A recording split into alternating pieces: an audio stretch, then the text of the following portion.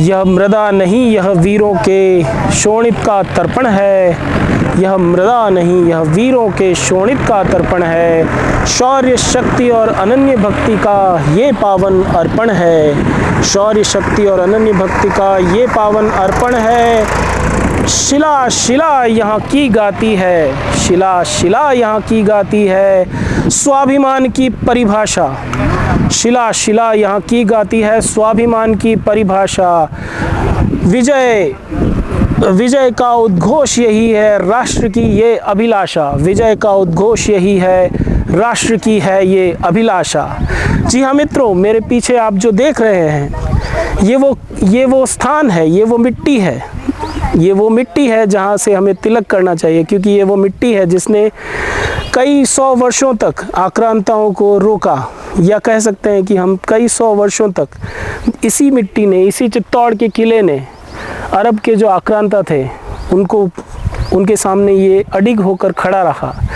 मेरे सामने आप जो देख पा रहे हैं ये वही विजय स्तंभ है, ये वही विजय स्तंभ है जो प्रतीक है कि किस प्रकार से महाराणा कुंभा युद्ध के कोलाहल के बीच में भी कला किस प्रकार से उपजती है, संस्कृति और कला कैसे आगे बढ़ती है, ये उसका एक प्रतीक है। संस्कृति और कला को किस प्रकार से उन्होंने संजो कर रखा, ये महाराणा कुंभा का ही एक विक्ट्री टावर है जिसने ये बताया था कि किस प्रकार से महाराणा कुंभा ने एक साथ मालवा और गुजरात की दो मुस्लिम सेनाओं को एक साथ हराया था।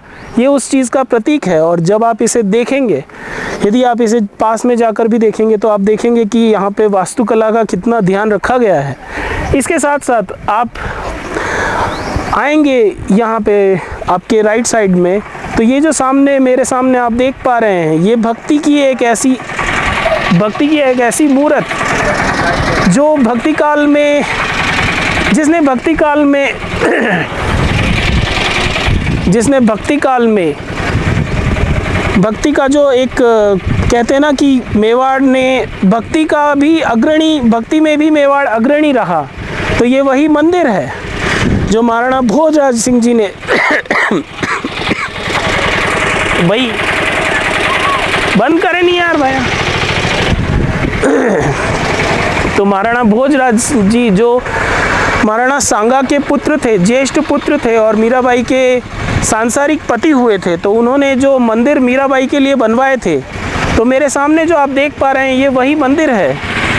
इनके साथ में ही जहाँ पे जैन मंदिर भी है, जो कि ये बताता है कि उस समय के जो मेवाड़ के किंग्स हुए थे, उन्होंने किस प्रकार से सभी विचारों को, सभी धर्म के लोगों को, उस समय के जो सभी पंथ थे, सभी को एक साथ लेकर किस प्रकार से वो चले, इसका ये साक्षी हमारे सामने ये जो किले, ये 3 मंदिर जो आपको दिख रहे हैं।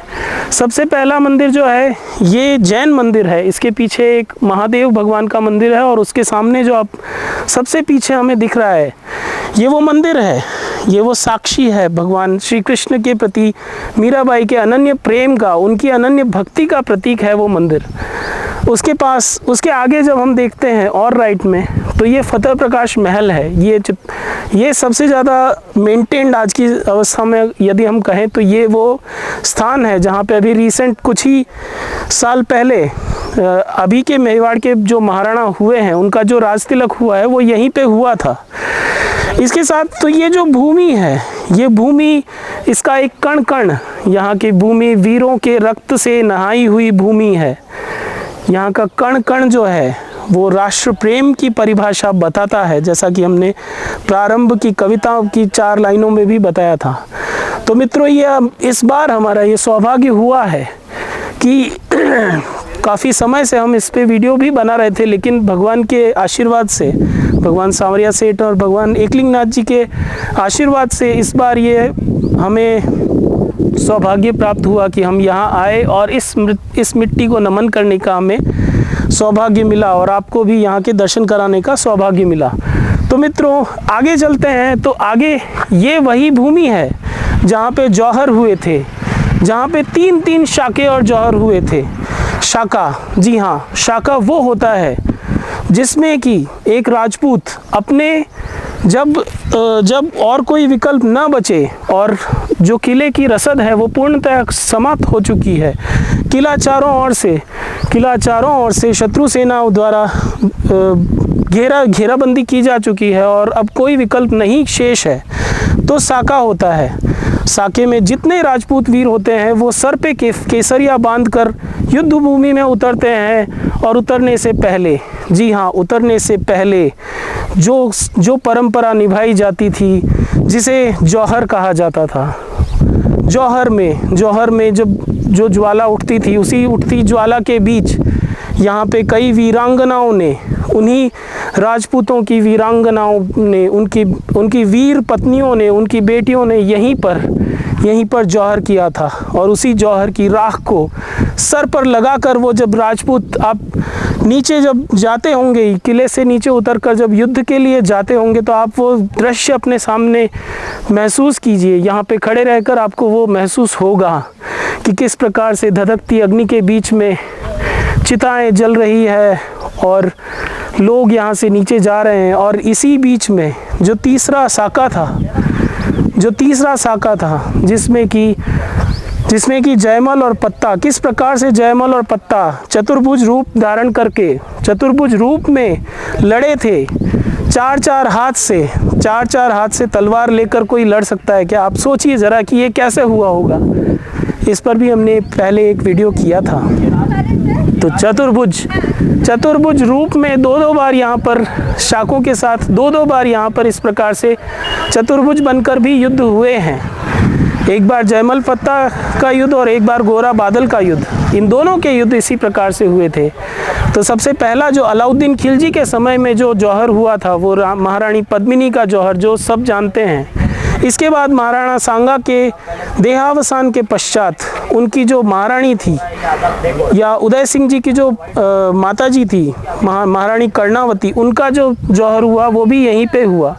और उसके पश्चात जब अकबर का समय आया तो अकबर के समय में भी तीसरा जो यहाँ पे साका और जौहर हुआ था वो यहीं पे हुआ था, जिसमें कि हम आपको बता रहे हैं जयमल मेड़तिया और फत्ता जी की कहानी, जो चतुर्भुज, कल्ला जी की कहानी, जो चतुर्भुज रूप में लड़े। और यहाँ किले पे जब आप आते हैं तो उसका जो प्रथम द्वार और द्वितीय द्वार के बीच में उन दोनों की समाधियाँ हैं, वो इस बात का प्रतीक है कि किस प्रकार से जब एक राजपूत अपंग होने के पश्चात भी राजपूत जब लड़ने के लिए मैदान में उतरता है तो चतुर्भुज रूप बनकर वो दोनों लड़े थे।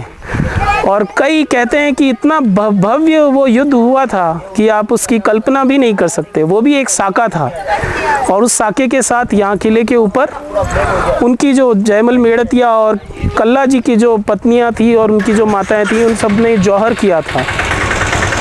अब कहने वाले ये भी कहते हैं कि उस युद्ध के दौरान अगर उदय सिंह जी तो भाग गए थे, ये एक आक्षेप लगाया जाता है कि उदय सिंह जी तो भाग गए थे और मेवाड़ वाले तो डर के भाग गए थे। जी नहीं मित्रों, ऐसा नहीं था। मेवाड़ को मल्टीपल मोर्चों पर एक साथ लड़ना पड़ रहा था। तो एक मोर्चा यहाँ पे था जहाँ पे हम आज खड़े हैं, और दूसरा मोर्चा था उदयपुर के पास की गिरवा पहाड़ियों में, जहाँ पे महाराणा प्रताप सिंह जी और महाराणा उदय सिंह जी और उनके साथ जो महाराणाओं का परिवार था वो सब वहाँ पे लड़ा। और वहाँ पे जो भी मुगल आए थे उनको बुरी तरह से पीट के भगाया गया। तो वो इतिहास, गिरवा का जो इतिहास है, वो इसलिए नहीं बताया जाता क्योंकि वहाँ पे कोई जौहर नहीं हुआ, वहाँ कोई साका नहीं हुआ।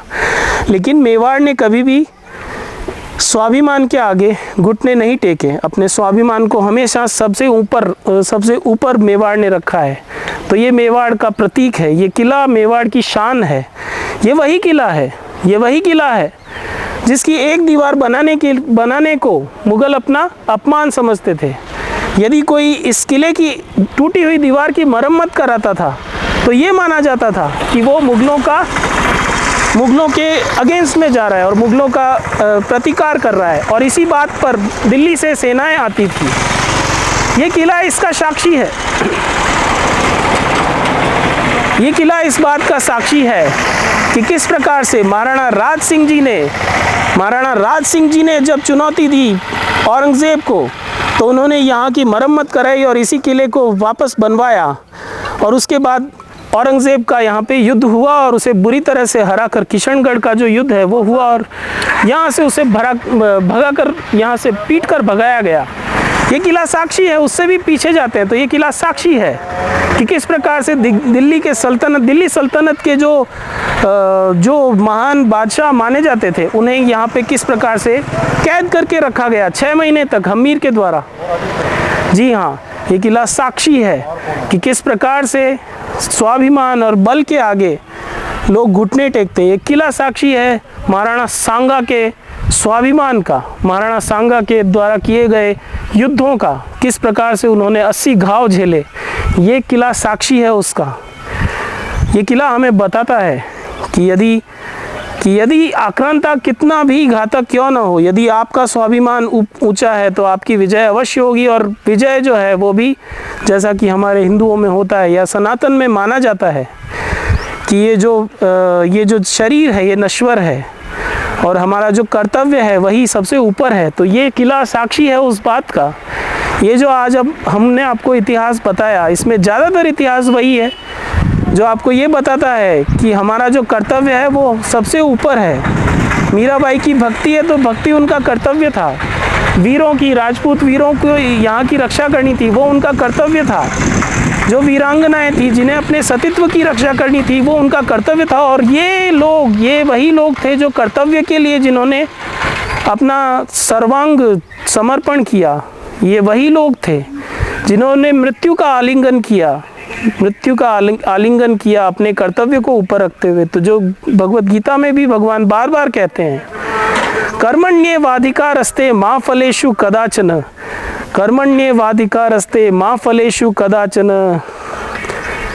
तो यहाँ पे जो भगवान कहते हैं कि कर्म जो है, कर्म को अपना ऊपर रखो, फल की चिंता तुम मत करो। तो वो यहाँ पे आपको दिखता है कि कैसे इन लोगों ने अपने सतीत्व को, अपनी परंपरा को, अपने स्वाभिमान को इतना ऊपर रखा। तो ये हमें भी आज शिक्षा देता है राष्ट्र प्रेम की, राष्ट्रभक्ति की। इसी के साथ एक बार फिर से आप सभी का आभार कि आप अभी तक हमारे साथ बने रहे। जय श्री कृष्णा, जय श्री राम, हर हर महादेव, जय श्री एकलिंगनाथ जी। भारत माता की जय। जय हिंद, वंदे मातरम।